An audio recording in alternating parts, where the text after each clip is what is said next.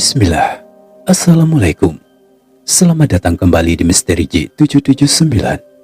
Sebuah kisah yang diangkat dari kehidupan sosial di masyarakat Indonesia, khususnya dari Pulau Sumatera, yang berkaitan dengan ilmu gaib yang sudah ada sejak beratus-ratus tahun yang silam. Inilah sebuah kisah yang berjudul Racun Santau dari Medan, bagian terakhir. Sebelum kita masuk ke alur cerita yang sebenarnya, bagi kawan-kawan yang baru saja bergabung, jangan lupa ya, like, comment, and subscribe. Aktifkan juga loncengnya, supaya tak ketinggalan begitu ada kisah-kisah terbaru. Oke lah, nggak usah berlama-lama. Dan inilah kisah selengkapnya.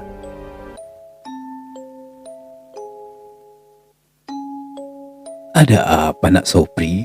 Jauh-jauh datang ke rumah paman? Tanya Lamhot. Begini paman, Maimunah merasa sangat khawatir dengan keadaan ibunya yang sedang sakit keras. Makanya dia meminta kepadaku untuk mampir ke sini untuk menengok keadaan beliau. Jawab Sobri. Lah, dari mana Maimunah tahu kalau ibunya sedang sakit keras? Tanya Pak Lamhot.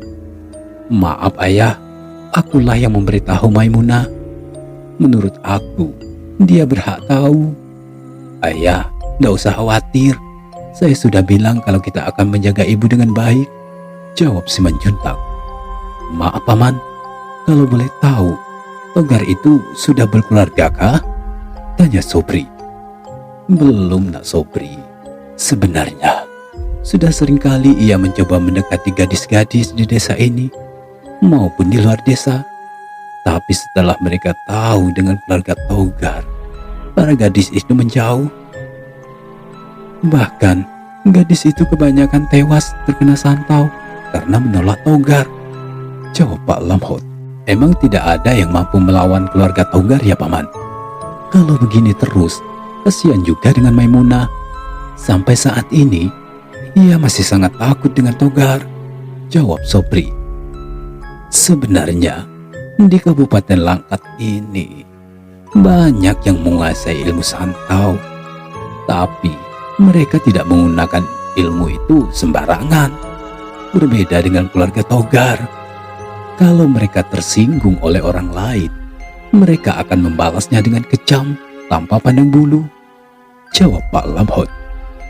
Ayo Sobri, kita lihat keadaan ibu dulu. Kau jangan berlama-lama di sini. Sepertinya Togar tidak suka dengan kehadiranmu di sini, ujar Simanjuntak. Segera mereka bertiga berlalu, seraya menuju ke ruangan tengah. Setibanya di ruangan yang cukup besar itu, terlihat ibunya Maimunah tengah terbaring di atas kasur dengan kondisi tubuh yang sudah kurus kering. Segera Sobri duduk bersimpuh di samping kasur beliau. Bibi, gimana kabarnya? Aku Sobri, temannya almarhum Rudi. Tanya Sobri. Ibunya Maimunah menatap sayu ke arah Sobri. Bibirnya yang sudah pecah-pecah akibat digerogoti oleh santau terlihat mulai mengeluarkan air. Beliau hanya bisa tersenyum tipis seraya meraih tangan Sobri. Nak Sobri, tolong kau jaga Maimunah ya.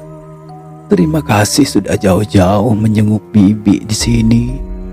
Iya Bi, Bibi jangan khawatir soal dia. Aku dan mertuanya di Palembang akan selalu menjaga Maimunah dan anak-anaknya. Jawab Sobri. Terima kasih sekali lagi nak Sobri. Tapi maaf, kau jangan berlama-lama di sini. Bibi tadi sudah dengar kalau Togar sudah melihatmu di sini. Pak, tolong kau buatkan jimat supaya Sobri terhindar dari santau angin. Iya Bu, ayo nak Sobri, kita ke ruangan tengah saja.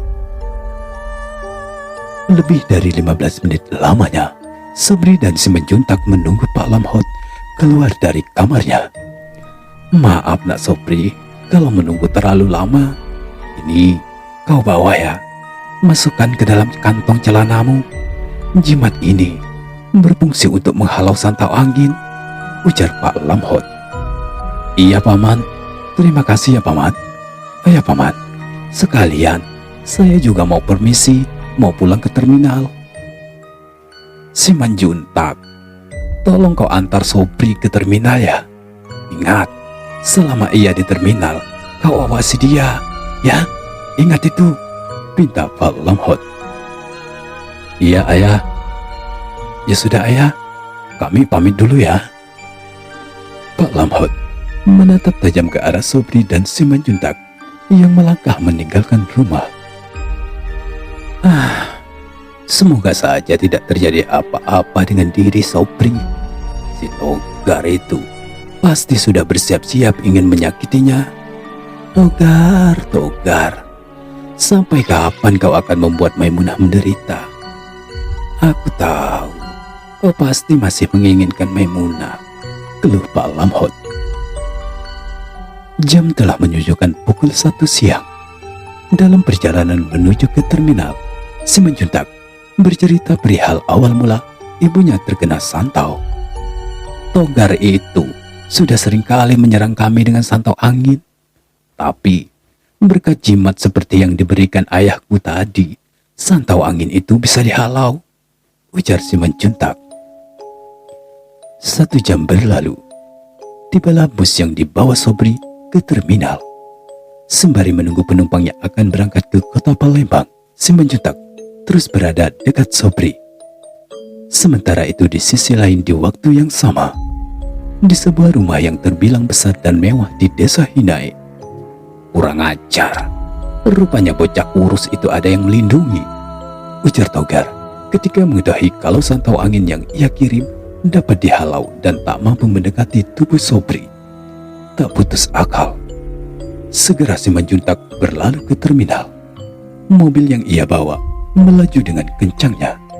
Setibanya di terminal, ia mengendap-endap mencari sosok Sobri. Rupanya Simanjuntak ini yang melindungi si bocah kurus itu, batin Togar ketika melihat Simanjuntak yang selalu berada dekat dengan Sobri. Gimana caranya yang mendekati bocah itu? Batin Togar yang terus mencari akal. Bang, terima kasih ya telah menemaniku selama di terminal. Kami akan berangkat sekarang juga ke kota Palembang, ujar Sobri. Iya Sobri, hati-hati di jalan ya. Ingat, jimat itu usahakan selalu kau bawa ya. Iya bang, jawab Sobri. Singkat cerita, sampailah Sobri di tanah Sriwijaya. Walaupun tubuhnya terasa begitu lelah, segera ia menuju ke rumah Maimunah. Setibanya di kediaman Maimunah, "Bang, gimana kabar ibu di sana?" tanya Maimunah. "Beliau kondisinya masih lemah dan belum sembuh total, Mai. Kau tidak usah khawatir. Di sana ada juga Opung Linggom yang menjaga beliau," jawab Sobri. Maimunah menghela napas panjang. Terbesit rasa khawatir di hatinya. "Apa ibu masih bisa berbicara sewaktu jumpa dengan Abang Sobri?" tanya Maimunah. "Iya, masih, Mai. Beliau juga sepertinya begitu mengkhawatirkan kamu dan anak-anakmu. Tapi aku mencoba meyakinkannya kalau kau baik-baik saja di sini," jawab Sobri. Terima kasih bang atas bantuannya. Mai, abang pulang dulu ya. Abang mau istirahat, capek kali rasanya badan ini, ujar Sobri. "Iya bang, sekali lagi terima kasih ya bang Sobri." Sobri hanya tersenyum mendengar ucapan Maimunah. Di matanya, dia tetap Maimunah yang ia kenal sewaktu pertama kali jumpa di terminal Medan. Waktu berjalan begitu cepatnya. Tak terasa, 1 bulan telah berlalu. Maimunah terisak menahan tangisnya di hadapan ibu mertua dan Sobri. "Mai, kalau besok kau akan berangkat ke Medan, sebaiknya ditemani oleh Sobri yo. Tapi ingat, jangan kau bawa kedua anakmu Iko. Biarlah ibu saja yang menjaga mereka di sini. Cak mano Sobri, enggak ada kau menemani Maimunah besok?" tanya mertuanya Maimunah. "Iya wak tuo, ndak masalah. Besok subuh-subuh kami akan berangkat ke Medan," jawab Sobri. "Mai, kamu ya ikhlas yo Mai atas kepergian ibumu. Ingat, hati-hatilah di sana." Esok paginya, subuh-subuh sekali, Sobri sudah berada di depan rumah Maimunah. Mobil yang ia bawa merupakan milik kakeknya. Ketika Maimunah akan memasuki mobil, "Lah, ada kakek ya? Kakek mau kemana? Mau ke pasar ya, kek?" tanya Maimunah kepada pria yang berumur 70 tahun itu. "Kakek nak melok dengan kalian ke Medan. Kakek khawatir dengan keselamatan kalian berdua." Jawab kakek Abu Naim. "Ayo Mai masuk, kita harus cepat sampai ke Medan," ujar Sobri. Ketika Rudi akan menjalankan mesin mobil, semprol, tunggu dulu, kakek berangkatnya." "Ada apa lagi kakek? Kita ini buru-buru," ujar Sobri. "Tunggu sebentar yo." Beberapa menit kemudian, samar-samar dari arah belakang terlihat seorang pria tengah tergopoh-gopoh menuju ke arah mobil. Toha, cepatlah masuk. Masa kalah oleh kakek yang tua ini?" ujar kakek Abu. Bapak mau kemana?" tanya Sobri. Aku juga ingin ikut ke Medan. Pengen berjumpa lah dengan besan bapak," ujar Pak Cik Toha. "Nanti siapa yang jaga ibu dan anak-anak di rumah, Pak?" tanya Maimunah. Soal itu, engkau ndak usah khawatir. Anak-anak bapak yang lainnya pasti akan menjaga mereka dengan baik," jawab Pak Cik Toha. "Ayo Toha, cepatlah masuk, semprol. Ayo cepat jalan," ujar kakek Abu. Sobri hanya menggeleng-geleng kepala melihat tingkah laku kakeknya itu. "Hei Toha, siapa sekarang yang mewarisi ilmu-ilmu bapakmu itu, ha?" tanya kakek Abu. "Sebenarnya ndak ada yang galak mewarisi ilmu ayah kakek. Tapi sejak kematian Rudi dan demi keselamatan cucu-cucu awak, sudah 6 bulan ini awak mempelajari ilmu warisan itu," jawab Pak Cik Toha. "Masih bisakah bapakmu yang sudah tua renta itu melatihmu, Toha?" "Masih bisa lah, Wak. Aku juga kesian dengan bapak. Selama keturunannya belum ada yang galak mewarisi ilmunya. Sepertinya dia susah menemui ajalnya," jawab Toha. Iya. Wak paham kalau soal itu. Ingat, hati-hati ya. Sesampainya kita di Langkat Medan, kita harus bersikap sopan. Yang penting, kita jangan memulai. Tapi, kalau nanti kita diserang, jangan segan-segan untuk membalasnya yo. Nasihat kakek Abu Naim. "Emangnya kakek masih kuat yo kalau menghadapi dukun-dukun dari Medan itu?" "Ingat umur kakek," ujar Sobri. "Hei semprot, kau kira kakek kau ini lemah letoy cak kau? Di umur kakek yang setua iko masih bisa dapat gadis," jawab kakek Abu Naim. Kakek, yang kita omongkan ini soal dukun, bukan soal cari jodoh. Kakek ini selalu cak itu kalau dengan aku," jawab Sobri. Semua yang ada dalam mobil tertawa mendengar jawaban Sobri. Mereka paham kalau kakek Abu Naim sengaja memojokkan Sobri yang bujang tua itu. Sobri terlihat sangat jengkel dengan ulah kakeknya itu. Sepanjang jalan menuju ke Medan, kakek Abu dan Pak Cik Toha selalu membicarakan masa kecilnya Rudi dan Sobri. "Aku ngerasa heran dengan Rudi dan Sobri ini. Dari kecil hingga besar selalu bersama-sama. Sampai-sampai selalu menyukai gadis yang sama. Bahkan bekerja di tempat yang sama. Tapi sayang, Rudi secepat ini pergi," ujar kakek Abu Naim. "Iya Wak, padahal Rudi itu satu-satunya anak lanang di keluargaku. Tapi untunglah ada Sobri yang sudah kuanggap seperti anak sendiri," jawab Pak Cik Toha. "Tuh kakek, dengar.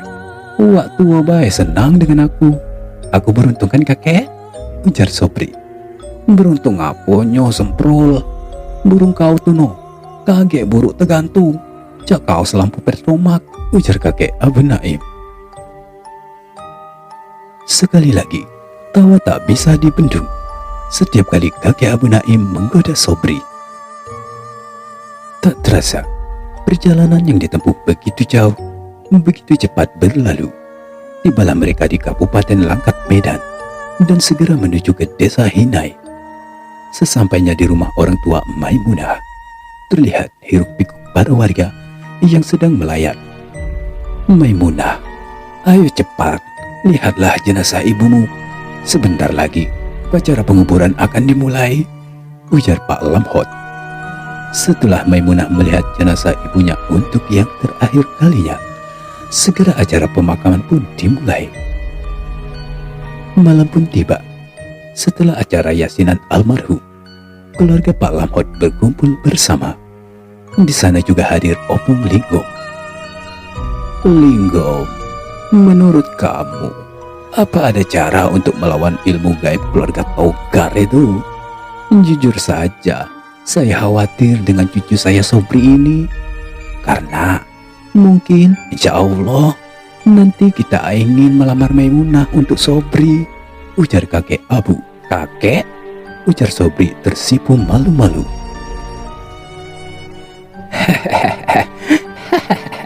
"Kenapa Sobri? Kalau kau cuma diam saja dan menunggu, nanti burungmu itu dimakan rayap," ujar kakek Abu. Gelak tawa yang ada di ruangan itu pun pecah ketika kakek Abu mencubit-cubit pahanya Sobri. "Ah, kakek ini kanji. Udah, bahas keluarga Togar dulu sajalah," ujar Sobri cemberut. Yang artinya gini ya, "Ah, kakek ini genit. Sudah, bahas keluarga Togar dulu sajalah." "Gimana Linggom? Apa ada cara untuk melawan keluarga Togar?" Beberapa saat kemudian, Opung memberikan kode supaya semua mendekat seraya berbisik-bisik. Ia khawatir rencananya itu akan diketahui oleh orang luar. "Tapi Opung, aku takut," ujar Maimunah setelah mendengar rencananya Opung. "Untuk apa takut? Kan ada Sobri yang menemani. Nanti si Majuntak akan mengawasi kalian dari jauh," ujar Opung. Esok harinya, Sobri dan Maimunah menaiki sebuah motor berkeliling kampung dan berangkat ke pasar untuk belanja keperluan hajatan nanti malam. Tanpa mereka sadari, sepasang mata terus mengamati mereka berdua. "Kurang ajar bocah itu, mau menantang saya ya rupanya," ujar pria itu. Setelah dari pasar, Sobri dan Maimunah segera berangkat ke arah sungai bersama dengan ibu-ibu yang lainnya. Maimunah dan Sobri terus bersenda gurau di aliran sungai itu. "Tunggu saja kau, nanti malam akan aku buat kau menderita," ujar pria itu yang sedari tadi selalu mengintai Maimunah. Malam pun tiba. "Sepertinya rencana kita berhasil tadi. Aku terus mengawasi Togar. Dia selalu mengikuti kemanapun Maimunah pergi," ujar si Manjuntak. "Berarti malam ini kita harus siap-siap. Pasti keluarga Togar akan mengirimkan santaunya," ujar Opung. "Sobri dan kau si Manjuntak, nanti malam begitu jin santau itu masuk ke rumah ini, segera kalian tanamkan keempat benda ini ke empat sudut rumah, biar makhluk itu tidak bisa keluar dari rumah ini," ujar kakek Abu Naim. "Untuk apa benda ini, kek?" tanya Sobri. "Hei Sobri, semprul, jangan banyak bacot, jangan banyak tanya. Lakukan saja apa yang kakek perintahkan," ujar kakek Abu Naim sewot. Melihat Sobri yang dibentak oleh kakek Abu, si Manjuntak menutup rapat bibirnya, menahan tawanya. Jam telah menunjukkan pukul 12 malam. Samar-samar terdengar dari arah luar rumah suara hembusan angin yang cukup kencang. "Semuanya, ayo, siap-siap. Jin itu akan segera datang ke sini," ujar Opung Linggom. Lamhot, Abu Naim, Pak Cik Toha serta Obong Lingkom sudah bersiap-siap di posisinya masing-masing. Sementara Sobri dan Siman Juntak berpura-pura tertidur di ruangan tengah. Ah, gila juga rencana para bangkot-bangkot tua itu. Masa diriku yang dijadikan umpan, sementara Siman Juntak memiliki jimat penghalau, batin Sobri. Suasana ruangan yang tadinya tenang perlahan bisa dirasakan hembusan angin yang lembut, tetapi membawa hawa yang terasa sedikit panas. Tubuh Sobri sedikit gemetaran, manakala di balik selimutnya terasa hembusan angin di sekitar wajahnya. Dengan cepat, 4 pria yang bersembunyi tadi muncul mengepung makhluk itu. Dengan cepat pula Sobri dan Siman Juntak berlari ke arah luar rumah, bermaksud akan memasang pagar gaib agar sosok jin itu tidak bisa melarikan diri. Hehehe, jin keparat, engkau mau kemana, ha? Ujar kakek Abu Naim. Makhluk berambut putih dan bertanduk hitam legam itu menatap tajam ke arah orang-orang yang mengepungnya. Matanya yang merah menatap tajam ke arah mereka. Tak habis akal, sosok jin itu segera menaburkan sangkau anginnya. Tapi serbuk-serbuk beracun itu tak mampu menyentuh kulit keempat pria itu. Malah serbuk-serbuk itu kembali mengarah ke arah dirinya.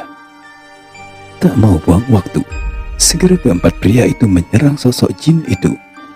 4 pria yang memiliki ilmu gaib yang berbeda aliran itu dengan mudah dapat menundukkan jin santau itu. Aki, sekarang apa yang harus kita lakukan? Tanya Obong Lingkom. Kalian tahan jin santau itu. Aku akan menarik sukmanya dan mengurung rohnya ke dalam botol ini, ujar kakek Abu Naim. Dengan sigap, Pak Cik Toha, Lamhot, dan Obong Lingkom duduk bersila seraya membaca mantra. Sementara kakek Abu mengerahkan segala kemampuannya untuk menarik sukma atau roh jin santau itu. Ternyata bukan perkara gampang bagi kakek Abu untuk menundukkan jin itu. Beberapa kali ia muntah darah, bahkan terpental ke arah belakang oleh kekuatan jin itu. Opung segera bergeser, bermaksud akan membantu kakek Abu Naim. 2 laki-laki renta itu bersama-sama berusaha keras menarik sukma jin santau tersebut. 30 menit telah berlalu. Akhirnya, sukma jin itu bisa dikurung. Yang tersisa kini raga semuanya tanpa kekuatan. Hei jin santau, kau tahu apa yang harus kau lakukan sekarang? Cepat lakukan. Kalau tidak, sukmamu akan aku musnahkan, ujar kakek Abu Naim. Baik Tuan, tapi tolong jangan musnahkan sukma saya. Ampun, aku akan turuti segala perintah Tuan. Baiklah, aku berjanji. Tapi lakukan dulu tugasmu, ujar kakek Abu Naim. Dalam hitungan detik, sosok yang ada di hadapan mereka menjelma menjadi asap tipis dan menghilang begitu saja. Sementara itu di sisi lain, wajahnya si Gali, ayahnya Togar, terlihat tersenyum puas setelah melihat kehadiran sosok jin yang ia perintahkan.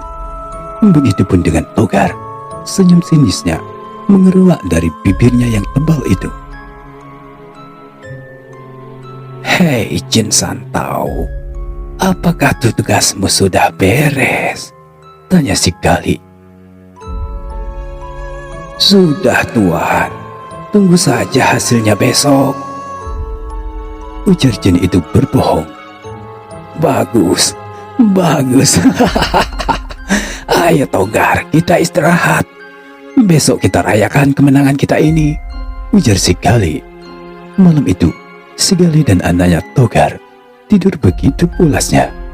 Dengan leluasanya jin santau menaburkan racunnya di area pernapasan si Gali dan Togar. Setelah merasa tugasnya beres, jin santau itu pun lenyap begitu saja. Tuan, perintah Tuan sudah aku lakukan. Aku menuntut janji Tuan.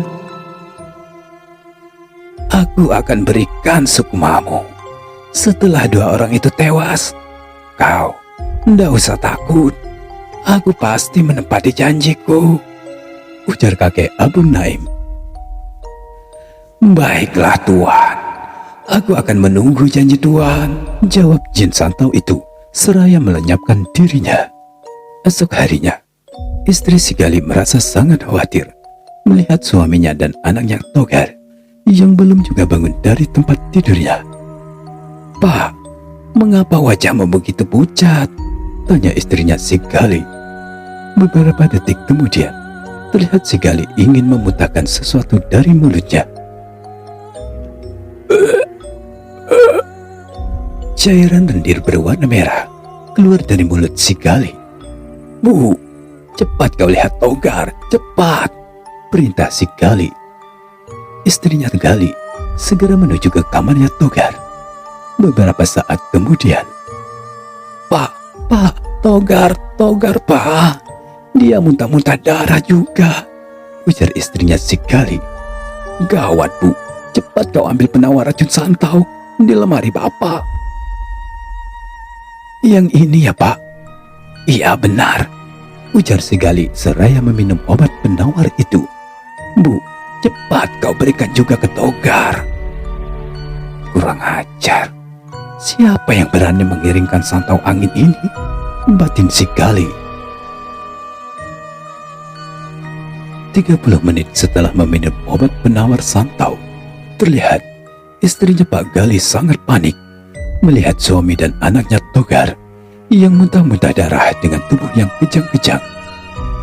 Dengan langkah yang tergopoh-gopoh, istri si Gali segera menghubungi sanak saudaranya. Setelah semua sanak saudaranya berdatangan, Abang Gali dan Togar sepertinya terkena racun santau. Tapi kenapa racunnya seganas ini? Santau ini sepertinya diberikan secara langsung, ujar adiknya si Gali. Beberapa saudaranya si Gali segera menanyakan obat penawarnya kepada ibunya Togar. Setelah bungkusan penawar yang berbentuk serbuk itu diserahkan kepada saudara Gali. Ini bukan penawar santau, Kak, tapi racun santau, ujar saudaranya si Gali. Tapi kata kakakmu si Gali, itulah penawarnya. Tadi pagi dia dan Togar meminum obat itu. Gawat Kak, mereka berdua meminum racun santau. Apa kakak tidak salah ambil tadi pagi? Tidak, Dik. Bahkan aku mengambilnya dari kotak obat penawar yang benar. Kakak tahu kok letak obat penawar itu, jawab ibunya Togar. Apa mungkin ada yang menukar obat penawar ini dengan racun santau? Ujar saudaranya Gali. Waktu terus berlalu. Obat penawar yang diberikan oleh saudaranya tak mampu melawan racun santau. Racun santau angin yang ditaburkan oleh jin santau dan penawar santau yang telah ditukarnya dengan racun santau cukup membuat organ-organ dalam tubuh si Gali dan Togar mengalami kerusakan yang cukup serius. Bahkan racun itu dengan cepatnya mengalir ke aliran pembuluh darah, membuat seluruh indera dan organ tubuh si Gali dan Togar mengalami kerusakan yang cukup serius. Dari hidung, telinga, hingga mulut selalu mengeluarkan darah segar. Bahkan mata mereka berdua pun tak mampu melihat dengan baik. Yang mereka lihat hanyalah kegelapan. Mungkin saja mereka akan buta untuk selama-lamanya. Malam pun tiba. Terdengar bisik-bisik warga yang menghadiri yasinan di kediaman Pak Lamhot. Kalau Tagor dan ayahnya sedang sakit keras akibat santau. Setelah acara yasin usai, santap malam ala kadarnya pun tiba. Samar-samar terdengar suara tua dari masjid yang memberitahukan kalau ada warga yang meninggal. Siapa yang meninggal ya? Tanya warga. Itu Pak Gali dan anaknya si Togar. Baguslah, mereka itu sangat meresahkan warga saja, jawab warga yang lainnya. Setelah acara usai dan para warga sudah undur pamit, kembali, seluruh keluarga Pak Lamhot berkumpul di ruangan tengah. "Jin itu sudah melakukan tugasnya dengan baik," ujar kakek Abu Naim. "Benar sekali kakek Abu." "Kakek, terima kasih sudah membantu kami ya," ujar Opung Lingkung. "Sobri, sekarang masalahnya sudah beres. Ayo, cepat kau lamar Maimunah," ujar kakek Abu Naim. "Ah kakek, tuh jenazah Pak Gali dan Togar saja belum dikubur. Kakek sudah bicara begitu," ujar Sobri malu-malu. "Nggak apa-apa nak Sobri. Kalau kau serius dengan Maimunah, saya mah setuju-setuju saja. Tinggal kita tunggu keputusan dari Maimunah. Apa ia menerima lamaran nak Sobri? Mai, gimana? Apa kau mau menerima lamaran Sobri?" tanya Pak Lamhot. Maimunah tak menjawab pertanyaan ayahnya. Dengan sedikit tersenyum, ia pun menganggukkan kepalanya saja. "Kalau begitu, saya dan kakek Abu Naim mewakili nak Sobri akan melamar Maimunah malam ini juga. Bagaimana Pak Lamhot? Apa lamaran kami ini diterima?" ujar Pak Cik Toha. Pak Lamhot, Simanjuntak, serta saudara-saudaranya Maimunah mengiyakan lamaran Sobri malam itu. Dan cerita pun sampai di sini ya kawan. Itulah sekelumit kisah tentang racun santau. Percaya atau tidak, yang pasti sampai saat ini racun santau itu masih ada di kawasan Sumatera. Oke kawan, semoga dari cerita tadi kita bisa menambah wawasan kita tentang ilmu-ilmu gaib yang ada di Indonesia, terutama dari Pulau Sumatera. Akhir kata, aku pamit dan sampai jumpa di kisah-kisah selanjutnya. Wassalam.